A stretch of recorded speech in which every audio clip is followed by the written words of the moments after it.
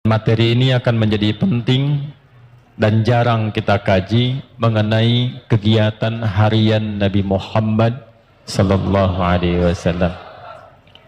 Bagaimana kegiatan harian Nabi? Apa yang dikerjakan oleh beliau sallallahu alaihi wasallam dari bangun tidur sampai tidur lagi? Itulah yang menjadi topik inti bahasan kita yang kita kenal dengan kajian As-Sunnah An-Nabawiyah. Napaktilas kehidupan Nabi sallallahu alaihi wasallam. Di pertemuan yang lampau kita telah belajar tentang cara bangun tidur Nabi sallallahu alaihi wasallam. Dan kita telah keluarkan juga hadisnya, khususnya yang disampaikan oleh sahabat junior Abdullah bin Abbas radhiyallahu taala anhuma, yang dikutip keterangan ini oleh Imam Abu Daud dalam kitab Sunannya nomor hadis 1367. Kita telah bahas dan perkirakan kurang lebih kalau dikonversi jam berapa Nabi Muhammad sallallahu alaihi wasallam bangun kalau tengah malam. Kana an-nabiyyu sallallahu alaihi wasallam idza istayqadha min naumihi, adalah kebiasaan Nabi sallallahu alaihi wasallam jika bangun dari tidur di malam harinya. Pas tengah malam, kadang kata beliau lebih sedikit atau kurang sedikit. Jadi kalau kita ambil di pertemuan lalu, patokannya kurang lebih lah kalau kekinian di 1:30 jam 2 seperti itu. Standarnya demikian. Lebih sedikit berarti ke jam 3, kurang sedikit ke jam 1 kurang lebih. Nanti kita akan lihat rahasianya, apa kaitan dengan waktu bangun ini. Nah, salah satunya sebelum kita teruskan, saya mengingatkan supaya kita tidak lupa pembahasan yang lalu. Ingat, mengikuti sunnah Nabi itu manfaatnya 3. 1, ketika kita ikuti sunnah Nabi Muhammad SAW dengan diniatkan mengerjakan itu, bukan sekedar beraktivitas, tapi kan mengikuti Nabi, seketika dituliskan langsung pahala, jadi punya nilai akhirat. Begitu kemudian kita niatkan, saya bangun tidurnya ingin mengikuti petunjuk Rasulullah, jadi begitu bangun diikuti, dituliskan pahalanya. Di mana bangun tidur ada yang punya pahala? Pahala itu singkatnya bekal akhirat. Jadi kan pindah tempat beda bekal ya. Ini gambaran gampangnya. Tadi siang saya sampaikan di Metro. Kalau kita sekarang berada di Lampung, di Indonesia, mau ke Amerika, hukum di Amerika dengan di Indonesia sama tidak? Tidak. Kemudian ada yang berangkat umrah ke Saudi, mata uang yang dipakai sama tidak? Hukumnya sama tidak? Nah, ini kaidah standar, pindah tempat, pindah hukum. Kebiasaan di Lampung dengan kebiasaan di Sumatera bisa berbeda, di Kalimantan bisa berbeda. Maka muncul apa yang disebut dengan kaidah al-'adatul muhakkamah. Kebiasaan di satu tempat menghadirkan hukum baru yang berbeda dengan tempat lain. Nah, kaidah ini kita pakai untuk menerapkan itu pada alam yang akan kita jumpai setelah meninggal. Jadi masih di dalam dunia, kan Lampung dengan Amerika sama-sama dunia. Lampung dengan Kalimantan sama-sama dunia, kan? Jelas ya? Sama-sama dunia saja, beda tempat, beda hukum. Sekarang kita akan meninggalkan dunia. Dan diviralkan di toa Masjid Ad-Du'a, telah meninggal dunia, kan? Bisa si fulan gitu ya. Telah meninggal dunia, artinya meninggalkan dunia ini, berpindah ke tempat baru. Dan jangan dipahami ketika pindah tempat itu bekalnya sama, karena kalimat kitanya sudah mendeklarasikan dengan fitrah meninggal dunia, artinya meninggalkan semua yang dilakukan, dikerjakan, dan ini poinnya, dilekatkan dalam kehidupan dunia. Ini baju nih, ini dunia ya, ini minuman, makanan, dunia. Jadi ketika ditinggalkan, ini tidak berlaku di alam yang baru. Handphone ini dunia, sebagus apapun. Antum pindah dari dunia ke alam baru, barzakh namanya. Tempatnya disebut dengan kubur.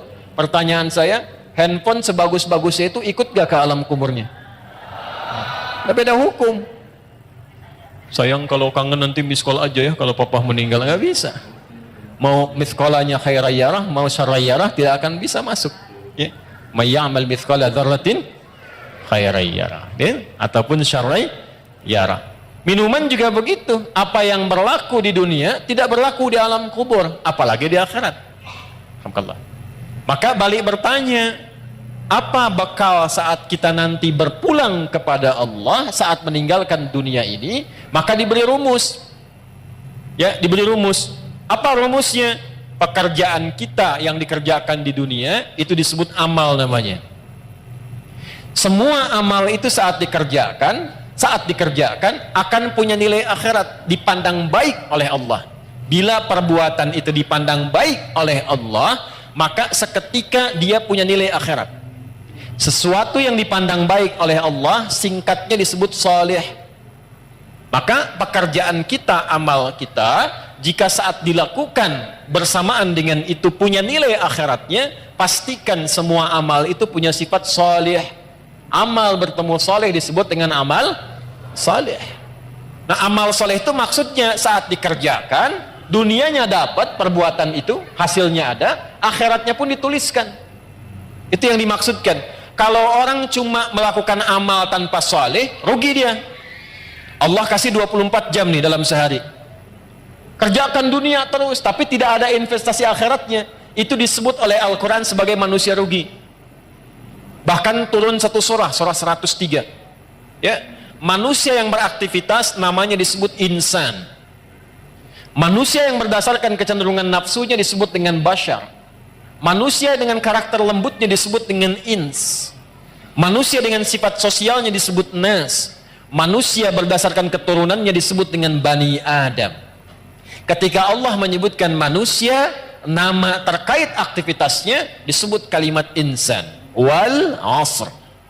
Aku bersumpah demi waktu yang aku berikan pada manusia supaya diisi dengan perbuatan. 24 jam.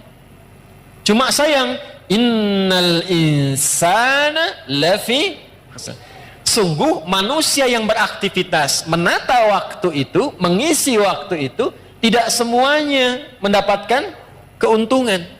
Tidak semua mampu mengolah waktu menjadi baik. Dan ada orang-orang yang ketika beraktivitas Allah pandang lafi khusr, rugi dia. Ya, rugi. Kenapa? Karena dia tidak menyiapkan bukan dunianya, bukan. Di sini bukan bicara dunia. Bukan bicara dunia. Jadi kalaupun Anda sukses, terukur urusan dunianya. Jam 7 saya kerjakan ini, jam 8 melakukan ini, jam 9 rapat di sini, jam 12 mendapatkan hasil ini, jam 3, jam 4, jam 5 sampai tidur di malam hari, tapi dunia, ayat ini tetap mengatakan Anda rugi. Karena ketika Anda meninggalkan dunia itu, ternyata tidak punya apa-apa untuk dibawa. Maka Allah memberikan pilihan. Ya, kalau saya tanya begini, Anda pilih dunia atau akhirat? Yang akhirat angkat tangan. Dah turun. Yang dunia? Ya, baik. Gak apa-apa, kan pilihan ya. Menang tidak dapat hadiah, kalah pun tidak dosa ya. Ternyata Anda banyaknya ngangkat pilih akhirat. Ternyata ketetapan Allah tidak begitu. Yang Allah inginkan, ambil dunia akhirat. Ya kan doanya begitu kan? Wa minhum may yaqulu rabbana atina fid dunya wa fil akhirati. Jadi nggak mungkin dapat akhirat kalau tidak melalui dunia. Jalan akhirat itu dunia. Nggak bisa tanpa dunia dapat akhirat tuh nggak bisa. Bagaimana caranya sholat supaya benar? Tertutup aurat. Ini dunia untuk menutup itu. Ini dunia nih, tembok segalanya. Dunia. Jadi untuk mendapatkan akhirat butuh apa?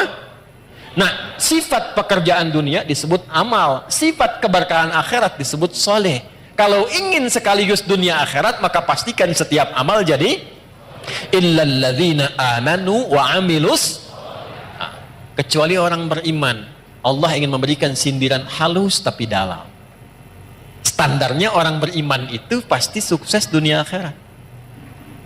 Jadi standar orang beriman itu pasti amalnya soleh. Ya, begitu mengerjakan perbuatan punya nilai akhiratnya. Ini apa fungsi mata apa?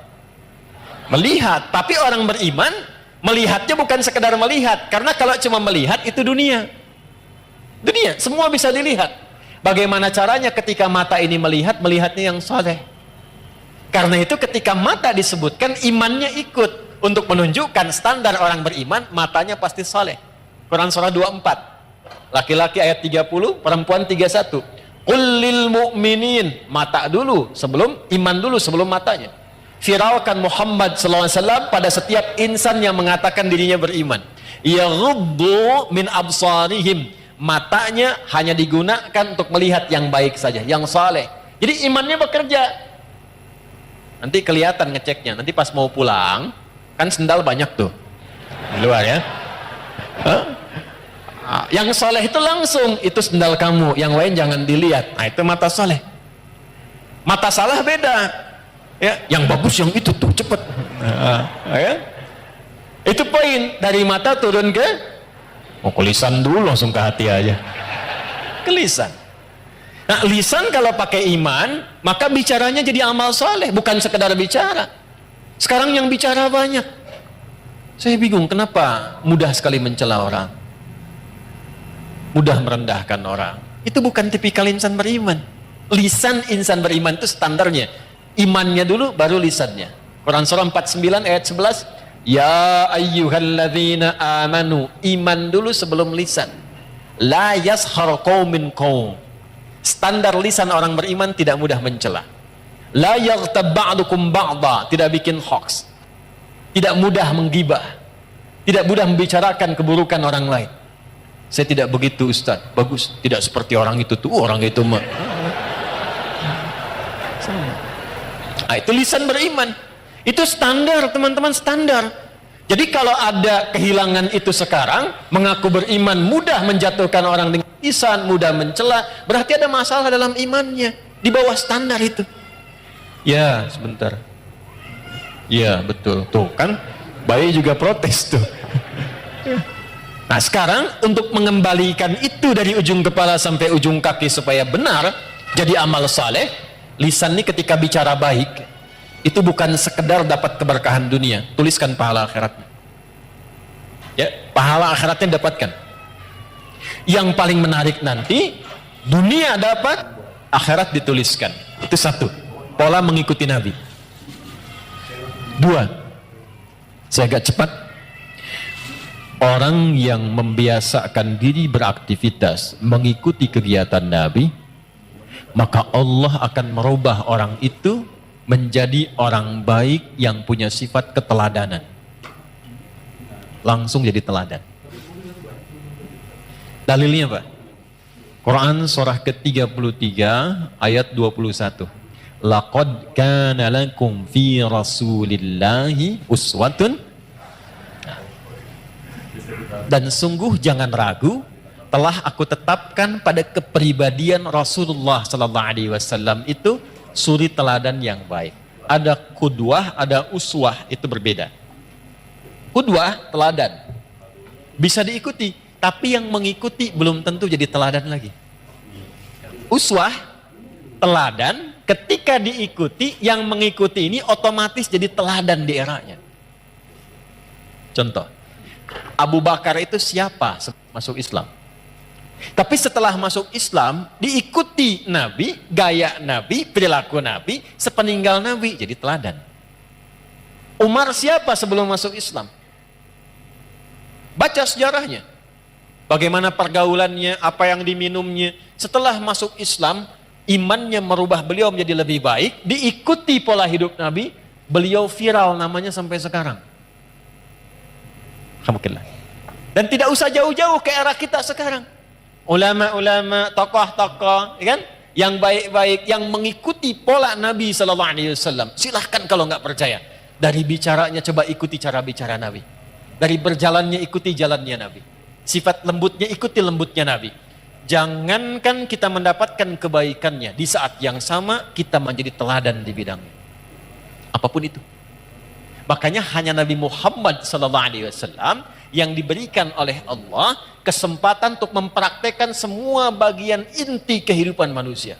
anak beliau jadi anak, suami jadi suami, kemudian maaf, suaminya pun diperkenankan istrinya lebih daripada 4. Kenapa?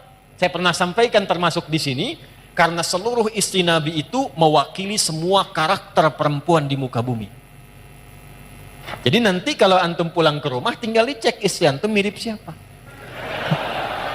Hah? Lihat tuh. Kalau Sayyidah Khadijah agak jarang tuh. Begitu dilihat setengah masalah hilang. Ya, Sayyidah Khadijah dengar kata-katanya masalah hilang betulan. Antum lihat istri tambah masalah repot. Ya. Maka berlatih. Jadi ayah figur, jadi kakek figur, jadi pemimpin figur, pedagang figur. Perawat yatim figur. Jadi tetangga figur. Tetangga Nabi. Sekarang tetangga masa gitu. Ya. Dulu semua jadi contoh. Nah ini poin. Ini poin. Yang telah kepada orang itu. Turun cinta Allah. Ini yang mahal. Jadi di antara amalan yang cepat mendapatkan cinta Allah itu salah satu amalan yang intinya mencoba meneladani keutamaan Rasulullah SAW. Itu begitu dikerjakan, walaupun mungkin awalannya sederhana, tapi kita sedang mencoba mendapatkan cinta Allah Subhanahu Wa Taala. Apa dalilnya? Quran surah ketiga Ali Imran di ayat ke-31. Qul in kuntum tuhibbunallaha fattabi'uni yuhibbukumullah. Katakan Muhammad, viralkan kepada umatmu, siapa yang serius mencintai Allah, buktikan cintanya dengan mengikuti petunjuk Nabi Muhammad SAW. Ikuti kebiasaannya. Bukan hanya sholatnya, awas. Sholatnya seperti sholat Nabi, bagus. Akhlaknya kayak Nabi enggak? Jangan sampai sholatnya ritual diikuti, tapi hikmah sholatnya enggak dipraktekkan. Inna sholata tanha anil fahsya. Katanya sholatnya pakai dalil, tapi lisannya fahsya, manfaat sholatnya nggak ada. Tangannya mungkar, manfaat sholatnya nggak ada. Itu poinnya. Jadi semua aspek bagian kehidupan kita ketika diikutkan mengikuti Nabi, bukan hanya sholatnya, tidurnya, jalannya, berpakaiannya, bahkan mau masuk toiletnya, keluar toiletnya, saat yang sama Allah menurunkan cintanya. Kalau sudah cinta Allah diturunkan, maka semua akses dibuka, semua salah ditutup. Dosa diampuni, wa yaghfir lakum dzunubakum. Diampuni dosa itu artinya dijaga hidup kita dari perbuatan-perbuatan salah, apapun pekerjaan kita selama hidup. Jelas sampai sini? Paham? Nah, pertemuan lalu kita sudah belajar tentang cara bangun tidurnya Nabi SAW. Maksud saya, evaluasi dulu sebelum kita melanjutkan pada pembahasan berikutnya. Sampai detik ini Anda datang di tempat ini, berapa dari bagian yang sudah saya jelaskan yang sudah kita amalkan? Ya, kana Nabi sallallahu alaihi wasallam, saya bacakan lagi hadisnya, atau kama qala, adalah kebiasaan Nabi sallallahu alaihi wasallam. Idza staiqadha min naumihi, kalau beliau bangun dari tidurnya, fajalasa, maka beliau duduk terlebih dahulu. Ya, secara medis ini bagus. Sesuai. Jadi jangan langsung bangun, langsung lari ke kamar mandi, sempoyongan jatuh antum. Ya, duduk dulu tenang. Tapi niatkan bukan sekedar duduk, bukan karena medis mengatakan itu baik, bukan. Karena Nabi ngasih contoh. Itu poinnya. Kemudian, wa masaha biyadihi min athari naumi. Dia gunakan bagian tangannya yang bersih untuk menghilangkan bekas ngantuknya. Ya. Jadi walaupun bangunnya 1:30, duduk dulu. Kan dalam duduk itu yang tenang kadang-kadang kan masih begini, ya. Apa bahasa Jepangnya? Nundutan, gitu ya. Ya, kadang kan masih begini kan, begitu sadar udah jam 2. Dan itu belum sadar penuh. Jadi bukan langsung baca doa. Doa itu dipanjatkan dalam keadaan sadar. Bukan masih ngantuk. Maka sunnah yang kedua, hilangkan dulu bekas ngantuknya dengan tangan yang diduga bersih. Jelas? Baru setelah itu, faqara'a khawatima Ali Imran. Membacakan 11 ayat terakhir surah Ali Imran. Ya, baca di situ, dibacakan dengan lisan, difahami dengan pikiran, diniatkan dengan hati untuk mengamalkan. Kita sudah bahas di pertemuan lalu, intinya menyusun kurikulum hidup di hari itu, dunia sampai akhiratnya. Kan spiritnya begitu ya? Bagi yang baru bergabung, lihat lagi episode yang sebelumnya. Jadi nggak ada orang Islam bangun tidur yang nggak punya agenda, nggak ada begitu. Standar orang Islam itu bangun sudah punya agenda, hari itu mau ngapain. Bangun tidur apa yang mau saya kerjakan? Jam 5 apa yang saya lakukan? Nanti subuh jamaah di mana? Zuhur jamaah di mana? Asar jamaah di mana? Meeting jam berapa? Bagaimana ngatur cara rapat itu yang tidak bertabrakan dengan waktu sholat? Bagaimana ngatur pekerjaan yang nanti dalam saat yang bersamaan masih bisa murajaah? Misal, diatur. Orang Islam itu begitu. Makanya dibikin formatnya dengan nama-nama waktu sholat. Begitu bangun ketemu subuh. Setelah itu kan, dari kata asbah yang sudah siap dengan rencana. Was-subhi idza tanaffas. Quran surah 81 ayat 18. Dan aku bersumpah demi waktu subuh kalau sudah tiba, bersamaan dengan nafas yang keluar yang baru itu, agenda kita sudah tersusun. Cek di pertengahan siang, siang itu nahar, tapi zuhur. Zuhur itu dari kata ibhar, jelas terang. Sudah jelas belum hasilnya? Jadi ibadah enggak? Atau cuma dunia saja? Evaluasi lagi. Kalau masih ada yang sulit, datang ke masjid, sholat, minta kemudahan. Kalau cuma dunia, tobat, datang ke masjid, dapatkan cinta Allah. Maka muncullah kemudian asar. Ingatkan, jangan sampai rugi. Karena sebentar lagi juga, kalau bukan meninggalkan dunia duluan, dunia meninggalkan kita. Maka diperlihatkan maghrib. Lihat ke alam tuh. Alam saja tidak selamanya terang. Pasti akan gelap. Lalu ujungnya adalah isya. Dari kata asya, pencarian ma'isyah, sibuk. Kalau turun ke kasrah isya, sesibuk-sibuknya pasti akan selesai juga. Jadi kalau dengar adzan isya, Allahu Akbar, itu rasanya beda dengan maghrib. Lain dengan subuh. Kalau dengarnya pakai iman, itu lain. Kalau nggak pakai iman, beda rasanya. Adzan. Baru duhur dasar lagi. Tapi kalau pakai iman lain. Allahu Akbar, Isya. Adi, sesibuk-sibuk ya kamu pasti akan pulang. Apa yang sudah kamu siapkan untuk pulang? Pasti terpejam matamu setelah ini. Apa persiapanmu? Itu dalam sekali maknanya. Maghrib, asar beda. Kalau kita ngajinya dengan pemahaman. Tapi kalau ngajinya tidak dengan argumen hanya sentimen saja, kadang kita hanya memenuhi, kadang hanya memenuhi sebagian. Allahu Akbar, kecilin tuh toanya. Udah kecil Pak, cuman mic-nya aja yang kenceng. Paham ya? Nah itu poinnya. Jadi apa yang kita bahas di pertemuan lalu seharusnya sampai sekarang diwujudkan oleh kita. Tidak ada kita bangun dari tidur kecuali kita punya program yang terukur. Sampai pulang. Innaka la tukhliful mi'ad, sampai pastajab, sampai istiqomah di ayat ke-200-nya. Turunkan, kan pernah saya sampaikan. Kalau mau bikin kurikulum, turunkan dulu surganya. Maksud surga itu ayat-ayat surga yang berbicara tentang tujuan kita. Nih contoh, surga kan ada 8 tingkatannya. Dari 8 itu, antum mau masuk dari yang mana? Dulu sahabat begitu. Nanti baru jadi profesi. Contoh begini nih. Yang pengen masuk surga Firdaus misalnya angkat tangan. Angkat aja nggak apa-apa ya, namanya berharap kan. Dah, bagus. Dah, ngangkatnya begini aja, nggak usah begini, nggak usah. Gini. Dah, awas jangan bawa-bawa politik ke sini, kita lagi ngaji, ya. Keluar. Dah, nggak boleh. Gini. Dah, yang pengen masuk surga Aden siapa? Baik. Pertanyaan saya bukan itu. Tahu nggak kurikulumnya apa? Tuh. Pengen masuk surga Firdaus, amalannya apa? Sifatnya apa? Nah caranya begini, sahabat tuh diajarin Nabi begini. Kamu pengen ke Firdaus, turunkanlah karakteristik surga Firdaus, amalannya apa? Nanti turunkan ke bumi, profesi apapun jangan tinggalkan amalan itu. Contoh, ada orang yang disifati oleh Allah di surah Al-Mu'minun, surah 23. Ayat 9 sampai 11-nya itu dengan para penghuni surga Firdaus yang sedang berpetualang di bumi. Ada ciri-cirinya. Ulaika humul warithun alladzina yarithuna al-firdausa hum fiha khalidun. Tahukah kalian, mereka itu ada orang-orang yang calon penghuni surga Firdaus yang sedang berpetualang di bumi dan mereka akan kekal saat pulang tinggal di surga Firdaus. Siapa mereka itu? Urutkan dari ayat 1 sampai ke ayat tadi.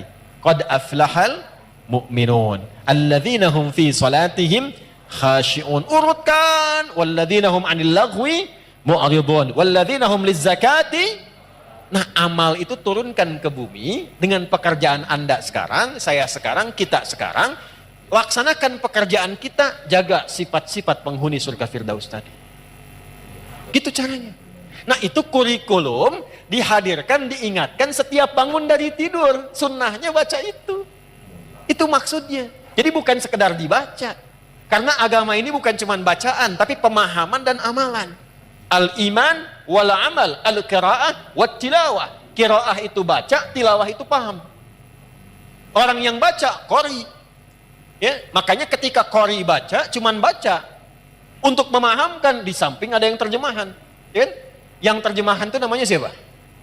Sari tilawah. Karena yang pertama kali menerjemahkan Busari, Sari tilawah. Kalau Pak Sabil tilawah. Mungkin ya. Nah, Arabnya itu tilawah saja, tidak pakai sari. Tilawah maksudnya baca, pahami, amalkan. Cuma mungkin di kita yang pertama kali menerjemahkan namanya Busari, maka disebut Sari tilawah. Itu maksudnya. Dah, sekarang sudah selesai. Urutannya begini. Urutannya sudah bangun, sadar, siap kurikulum, baru berdoa. Alhamdulillahilladzi ahyana ba'dama amatana wa ilaihin. Perhatikan korelasi kurikulum tadi dengan doa yang kita bacakan. Dikhawatirkan baca itu bagus tapi nggak tahu artinya. Padahal itu komitmen. Terima kasih ya Allah yang telah memberikan saya kesempatan untuk menjalani hidup hari ini. Mungkin saja engkau wafatkan aku dalam tidur bila sesuai ajal. Terima kasih engkau berikan aku kesempatan lagi beraktivitas. Perhatikan. Wa ilaihin nusyur, dan aku berjanji untuk cari bekal lebih baik di hari ini sebagai persiapan kembali kepadamu. Balik ditanya, persiapannya apa? Ayat tadilah yang kita keluarkan sebagai kurikulum.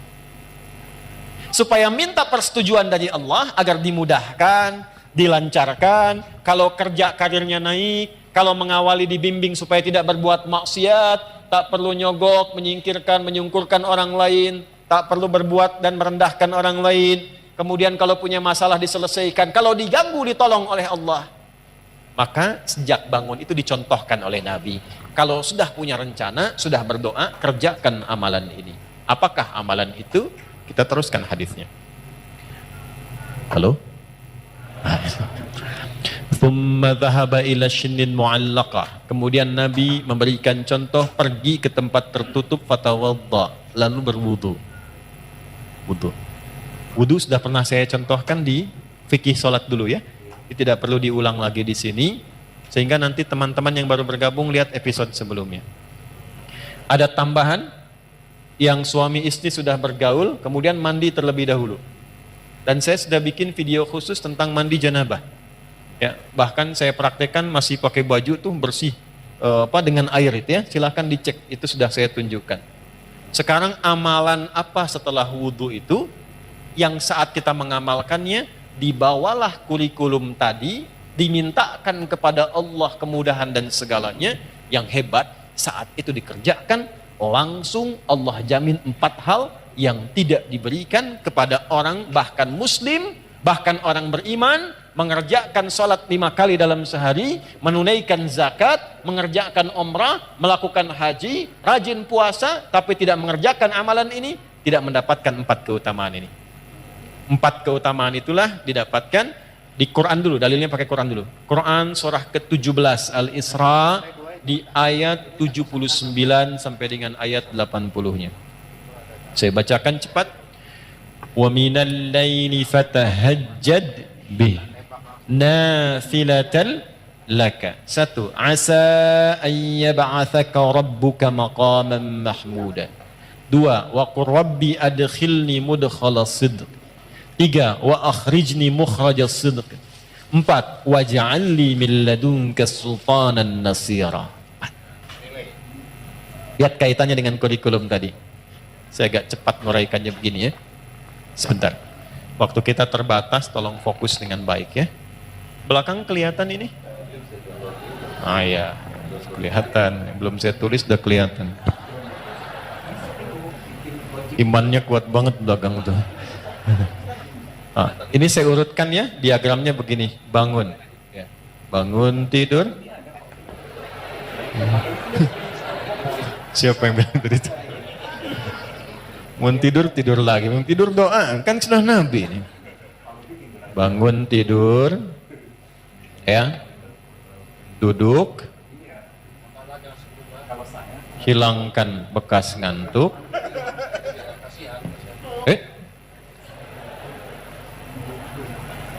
Hilangkan bekas ngantuk. Kemudian setelah itu siapkan kurikulum.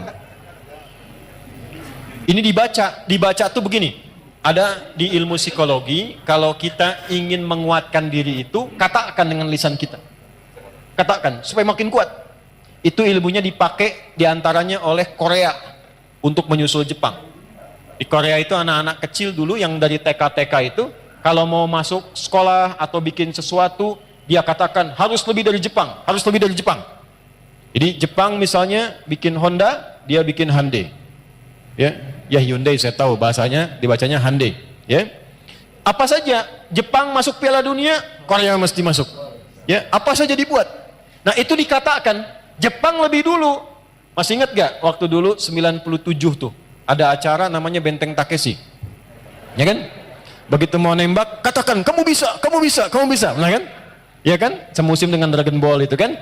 Ya, Susuke Watanabe dulu yang nulis Dragon Ball itu. Kenapa jadi ke situ ya? Nah ini bacakan, katakan Quran surah 3 ayat 190 sampai 200. Tapi saat dibaca itu kita sudah siapkan pekerjaan kita kan beda-beda. Tapi sifatnya sudah diturunkan. Setelah itu baru doa. Alhamdulillahilladzi ahyana ba'dama amatana wa ilaihin. Nah, setelah berdoa dan mengatakan wa ilaihin nusyur, barulah adabnya dicontohkan oleh Nabi. Bawa kurikulum ini, bersihkan diri dulu, wudhu dengan baik, tunaikanlah kemudian amalan yang disebut dengan tahajud. Ya. Di tahajud ini bukan amal biasa. Ini penting.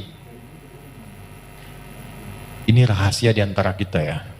Kita aja nih malam ini. Tahajud itu amal yang tidak pernah ditinggalkan Nabi, bahkan dalam sakit dan misi militernya. Nabi dikonfirmasi oleh Sayyidah Aisyah radhiyallahu taala anha, dalam sakit pun itu masih memaksakan tahajud walaupun sampai duduk. Bengkak kaki masih tahajud. Kesaksian beberapa sahabat menjelang misi militer karena diserang harus bertahan. Maka yang terjadi apa? Semua bersiap, berbaris, ada yang lihat, semua tidur kecuali Nabi di bawah pohon masih tahajud. Masih tahajud. Ulama kemudian meriset, dicari apa sebetulnya pentingnya tahajud ini sampai Nabi itu ngasih contoh, sampai nanti ada komen dari sahabat-sahabat terdekat Nabi, bahasa kitanya begini, kalau kita masih mampu jangan tinggallah kemudian. Apa keistimewaan tahajud ini? Pentingnya apa? Di Islam itu runtut semuanya. Saya langsung cepat dulu. Orang-orang yang datang membawa kurikulum hidup, lalu dia menunaikan malamnya tahajud. Ingat, saya belum bicara fikih ya. Kalau fikih itu cuma membahas tentang sholatnya saja. Enggak terkait dengan ini pun Anda sholat, sah sholatnya. Tapi kalau kita menginginkan hikmah, ada keberkahan di balik tahajud yang terkait dengan kehidupan kita, pahami ininya dulu. Kalau ngajinya nggak begini, nggak masuk. Jelas ya? 1. Asa ayyab'atsaka rabbuka maqaman mahmuda. Orang yang konsisten, ingat konsisten. Ya, bukan malam ini tahajud, besok tidak. Besoknya tahajud, besoknya tidak. Kenapa kamu begitu? Ah, saya melihat ada puasa Daud, mungkin ada tahajud Daud juga gitu kan? Itu tidak demikian. Dia jaga tiap malam, maka 1, Allah akan angkat derajatnya. Kalau di dunia itu karirnya atau pekerjaannya, kalau di akhirat itu tingkatan surganya. Maqaman mahmuda, di tempat terbaik yang orang pun semua memahami dia memang layak. Contoh, karir. Ada orang pengen dapat jabatan nyogok? Ada yang menyuap? Ada nggak orang sudah dapat jabatan tapi orang lain nyoal? Dia nggak layak di situ, ada? Amalan ini membimbing pelakunya, apapun pekerjaannya, diangkat oleh Allah ke tempat tertinggi dan orang semua paham, pantas memang dia ada di situ. Satu. Jelas? Dan dua, ini yang menarik. Wa qur rabbi adkhilni mudkhala sidqin.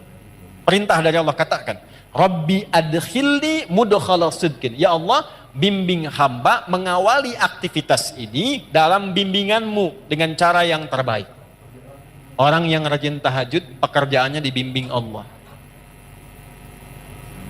Insya Allah. Ya. Ada orang skripsi dibimbing dosen pinter banget. Rumah tangga dibimbing.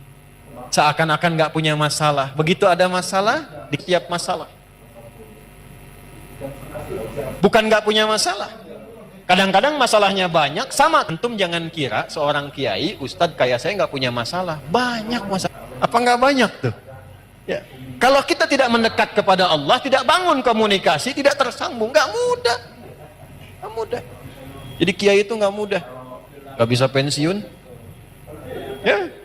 Gak boleh menyembunyikan ilmu. Ngajar gak boleh cari dunia. Gak boleh saya mikirin amplop. Doa-doa besar nih, kalau tebal itu sahih. Kalau tipis, dhaif. Tipis tapi banyak, sahih li ghairihi. Gak ada. Gak boleh bicara tarif, gak boleh minta-minta begitu, ikhlas kalau mengajar.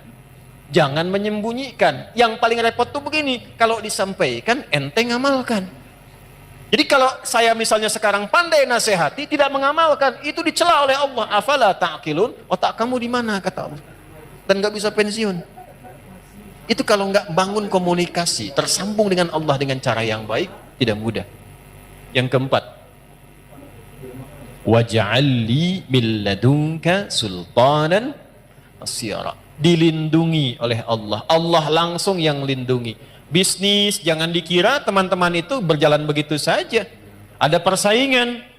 Kadang-kadang Anda yang pasang tender begitu dapat, orang lain yang ngambil. Ada begitu? Ada. Al-Baqarah 155 isyaratnya. Ada yang tiba-tiba dijegal, ada yang tiba-tiba begini begitu. Ini dekati amalannya. Jadi begitu kita menunaikan tahajud, bukan persoalan detilkan sekarang, bukan. Kurikulum kita apa nih kegiatannya? Antum pekerjaan apa? Di kebun? Di sawah? Bertani, berkantor, jualan, dagang, ini kan kurikulumnya. Susun sampai akhirat, tunaikan tahajud, minta sama Allah dalam sujud. Karena itu di Al-Insan ayat ke-26 dikonfirmasi di ujungnya, wasabbihu lailan tawila. Sujud, tasbih, minta yang panjang supaya kurikulum yang disusun ini dimudahkan oleh Allah dengan 4 sifat ini. Kalau belum sanggup bangun, ya Allah, itu disindir lagi di Quran surah 73 itu. Ya ayyuhal muzammil, duhai yang sedang enak pakai selimut. Qumil laila illa qalila. Kamu pengen lancar, pengen senang, pengen mudah, pengen bahagia, tapi kamu jauh dariku. Aku aja dibegitukan. Tuh. Nisfahu awi qusbinhu qalila. Gak usah panjang-panjang. Ini manhaj nanti. Begini cara menunaikannya. Sedikit aja, walau 2 rakaat. Walau witirnya 1 rakaat, tunaikan dengan ikhlas, bacakan surat Al-Ikhlas kalau terasa panjang. Saya lihat, yang paling menarik tuh begini, lihat poinnya, ini yang paling menarik. Allahu Akbar. Innalaka fin nahari sabahan tawila. Kamu ini menarik, kata Allah. Siangnya sibuk cari dunia, malamnya terlelap dengan selimut, cita-cita masuk surga, amalan belum cukup. Bangun dong, tuh, bangun. Jadi kalau ditanya apa manfaat tahajud dan apa hubungannya dengan doa saat bangun tidur, ini korelasinya. Bacanya, kadang-kadang di satu ayat tuh berhenti diulang-ulang terus untuk mendapatkan feel-nya. Sehingga kesan yang tampak itu kalau baca ayat misalnya tentang neraka itu nangis. Tentang siksa, ancaman, nangis. Ya, tentang janji kebaikan, berharap yang dalam. Nah, mendapatkan feel itu bagaimana? Itu yang coba kita turunkan. Sampai ujungnya nanti, kapan Nabi selesai tahajud, berapa jaraknya ke subuh. Sampai di situ bahasan kita. Nah, kita mulai tahap pertama dulu untuk merencanakan persiapan tahajudnya. Langsung diambil dari katanya, tahajud. Asalnya dari kata apa? Ya, tahajud asalnya dari apa? Ya Allahu a'lam, ya. Gak usah ngarang ya. Baik, nanti belajar namanya ilmu sorof. Ilmu sorof itu untuk mentasrif derivasi. Qama yaqumu, jalasa yajlisu, ya akala yakulu, taba yatubu yutuban, ya. Fasbaka yu Facebooku bukan. Nah, itu dah. Tahajud, ya. Ini cepatnya tahajud. Dari kata tahajjada ya tahajjadu. Ini waktunya makin mepet, mau habis, tintanya pun makin tipis. Ya. Tahajjada ini. Tahajjada asalnya turunkan lagi dari kata hajada. Tambah ta di depannya. Tambah tasydid sebelum akhirnya. Ini. Ya. Tambah ta di depannya, tasydid sebelum akhirnya. Ini penting bahasan ini. Ya. Ini jadi satu materi yang kami bahas di disertasi. 30 juz kita kaji tentang keutamaan-keutamaan bahasa dalam Al-Quran. Langsung sini. Hajada asalnya adalah bangun setelah beristirahat terlebih dahulu. Singkatnya, tidur dulu baru bangun. Jadi untuk tahajud itu didahului oleh tidur. Kalau tidak tidur, langsung misalnya begadang, malamnya menunaikan sholat, maka sifatnya tidak disifati dengan tahajud. Disifatinya dengan nama umum, namanya qiyamul lail. Jelas? Sholatnya disebut dengan sholatul lail. Karena itu tarawih, karena bisa dikerjakan setelah isya langsung, bisa dikerjakan tanpa tidur, bisa dikerjakan di malam hari, maka disifatinya dengan sifat lail, qiyamul lail. Man qama ramadhana imanan wah tisaban. Baik. Ini didahului dengan tidur dulu. Tidur aja walau sejenak. Ya, sifat ditidurkan dulu. Nah, setelah tidur, balik kemudian semua organ kita kembali dengan baik, siap-siap, Allah merefresh lagi. Bangun kita setelah tidur itu, maka disebut dengan hajada namanya. Jelas? Kalau kita ingin mengukur, pengen bangun di waktu tertentu. Misal, saya ingin bangunnya, kalau 1:30 terlalu awal, saya ingin 2:30 misalnya. 2:30. Lalu target ini kita ukur, disiapkanlah, berusaha untuk bangun. Berusaha. Pengen bangun betul jam 2:30 ini. Dan tantangannya tidak mudah. Gak mudah. Kadang-kadang kalau kita mau mulai di awal kan, ya belum tentu bisa bangun ya.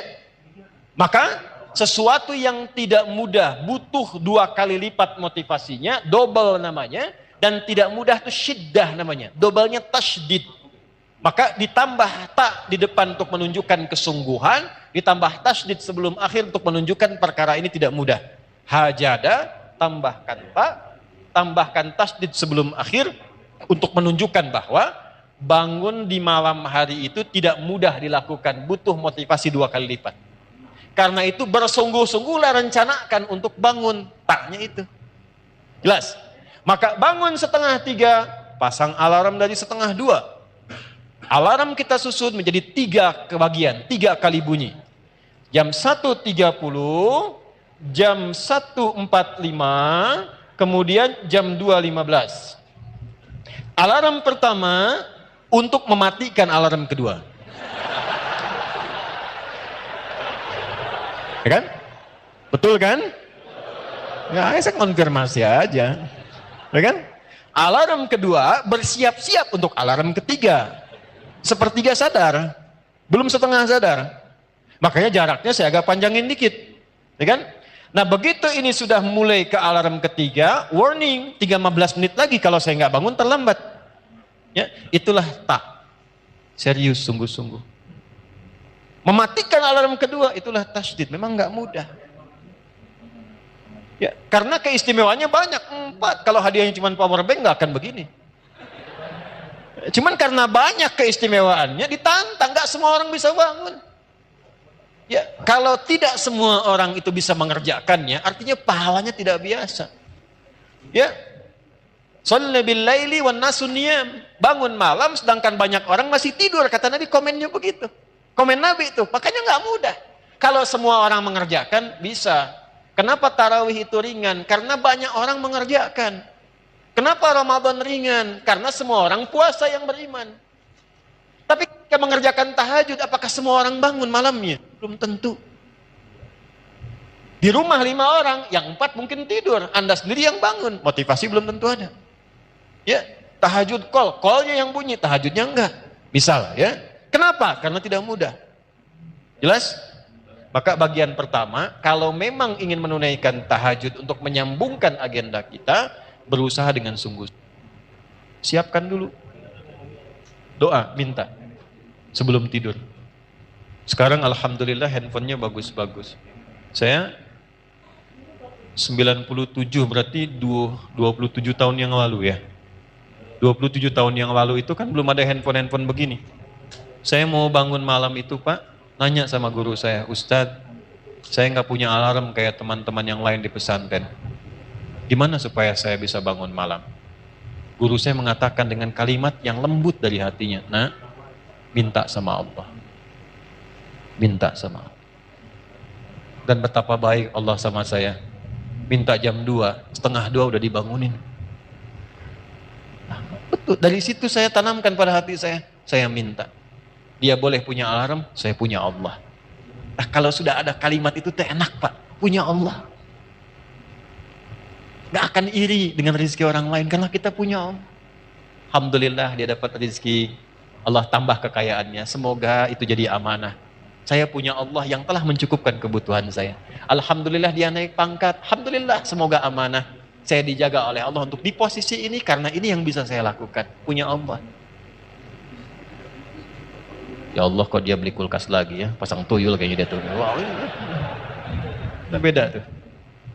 Ya. Nah, ini yang harus dilakukan pertama kali. Siapkan dulu. Kalau sudah siap, rencanakan. Nabi memulainya seperti apa? Karena tahajud nanti dibagi pada 3 bagian. Kelas pemula, beginner, intermediate pertengahan, advance, kelas ketiga yang sudah menikmati tahajudnya. Kalau saya ingin memulai, jangan langsung ngambil kelas advance. Besoknya nggak tahajud lagi. Ya, ambil yang pemula dulu. Berapa jumlah rakaatnya? Apa yang dibacakannya? Dalilnya apa? Hadisnya apa? Prakteknya bagaimana? Bagaimana kejadian di masa nabinya? Keluarkan supaya kita punya motivasi. Tapi sebelum ke situ, tempel di dinding. Ini saya latihan tahajud, ditulis, tempel di dinding. Adi Hidayat, pengen tinggi derajat, gak bangun malam. Tulis bawahnya. Adi Hidayat, berapa sudah soleh? Pengen dimudahkan? Gak mendekati Allah, kamu siapa? Tulis, tempel di dinding. Jadi motivasi. Sekarang sudah enak pakai alarm. Alarmnya pun kan bisa merekam suara kita kan. Bangun, bangun, bangun. Kita sendiri yang bilang itu. Ayo kiamat sudah dekat, bangun, ya kan? Ya kan? Ya, kiamat sudah dekat, nikah masih telat, jodoh belum terlambat. Ya, misalnya, wow. Bangun suara kita aja supaya terasa kita di situ. Paham? Nah, untuk tahapan-tahapan berikutnya, berapa jumlah rakaat, bagaimana susunannya, insya Allah kita akan teruskan di pertemuan yang berikutnya. Oke? Insya Allah, tolong DKM panitia diingatkan saya ya, pertemuan berikutnya saya bawa catatan untuk dibagi. Atau nanti kita upload, teman-teman bisa download dari situ. Jadi langsung nanti masing-masing bisa bawa ke handphonenya masing-masing tentang materi-materi yang kita bahas. Sepakat ya? Insya Allah ya. Baik, baik. Jadi itu yang bisa kita dapatkan dari pelajaran malam hari ini. Karena tadi saya harus tepati waktu dan kita mengatur untuk ke Bakahuni. 1. Kalau sudah dapat ilmunya, berdoalah pada Allah untuk dibimbing mengamalkannya. 2. Sibukkan memperbaiki diri. Sehingga dengan kesibukan itu kita tidak banyak menyoal diri orang lain. 3. jaga persatuan, jaga kebaikan, jangan saling terpecah belah, ya, apalagi situasi seperti saat ini. Tolong jaga kekompakan, ketertiban, kebaikan, sehingga insya Allah negeri ini dirahmati oleh Allah Subhanahu Wa Taala. Ya, jaga semuanya dengan baik. Sudah, kita akhiri dengan doa kifaratul majlis karena waktunya terbatas untuk menunaikan salat Isya. Semoga kita diberkahi semuanya dalam kebaikan insya Allah. Subhanakallahumma bihamdika, asyhadu an la ilaha illa anta, nastaghfiruka wa natubu ilaik. Wa akhiru da'wana alhamdulillahi rabbil alamin. Assalamualaikum warahmatullahi wabarakatuh.